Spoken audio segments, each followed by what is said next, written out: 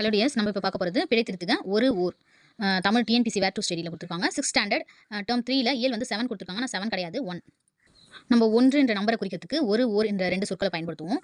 எந்த இடத்துல ஒரு யூஸ் பண்ணோம்னா உயிரெழுத்து தொடங்குற சொல்லுக்கு முன்னாடி ஓர்னு யூஸ் பண்ணோம். உயிர்மெய் எழுத்து தொடங்குற சொல்லுக்கு முன்னாடி ஒருன்றதை யூஸ் பண்ணோம்.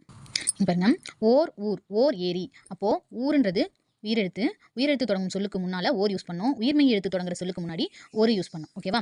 இதே மாதிரி தான் அஃது அது. இப்போ அஃது என்ற சொல் இங்கேயும் உயிரெழுத்து தொடங்கும் சொல்லுக்கு முன்னாடி அஃதுன்னு யூஸ் பண்ணோம். உயிர்மெய் எழுத்து தொடங்கும் சொல்லுக்கு முன்னாடி அதுன்னு யூஸ் பண்ணோம். ஓகேவா? நீங்கள் எப்படி ஞாபகம் வச்சுக்கலாம்னா, அஃது அக்குன்றது ஆயுத எழுத்து. நம்ம உயிரெழுத்துக்கு முடிஞ்சது லாஸ்ட்ல என்ன சொல்கிறோம்? அக்கு சொல்கிறோம். அப்போ இதை வந்து உயிரெழுத்து கூட சேர்த்துக்கோங்க. சேர்த்து இங்கே இது வந்து உயிரெழுத்து. அப்போ உயிரெழுத்து இங்கே வந்ததுனால இங்கே அஃது அப்படின்னு ஞாபகம் வச்சுக்கோங்க. ஓகேவா? இது உயிர்மெய் எழுத்து. ஸோ நம்ம வந்து என்ன சேர்க்கணும்? அது நன்றாக உள்ளது. ஓகேவா? உயிர்மெய் எழுத்துக்கு முன்னாடி அது, உயிரெழுத்துக்கு முன்னாடி அஃது. ஓகேவா?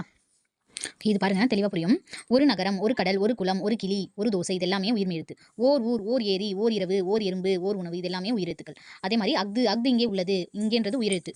ஓகே, அஃது இங்கே உள்ளது. அஃது ஓர் இனிய பாடல். அஃது இல்லாத இடம் இல்லை. அப்போ இங்கே எல்லாமே உயிரெழுத்து வரதுனால அஃதுன்றது நம்ம யூஸ் போடணும். சரியா? அது நன்றாக உள்ளது, அது நகரம், அது கிராமத்திற்கு செல்லும் சாலை. இங்கே எல்லாமே உயிர்மெய் எழுத்து வரதுனால நம்ம அதுன்றது யூஸ் பண்ணணும். ஓகேவா? தேங்க்யூ.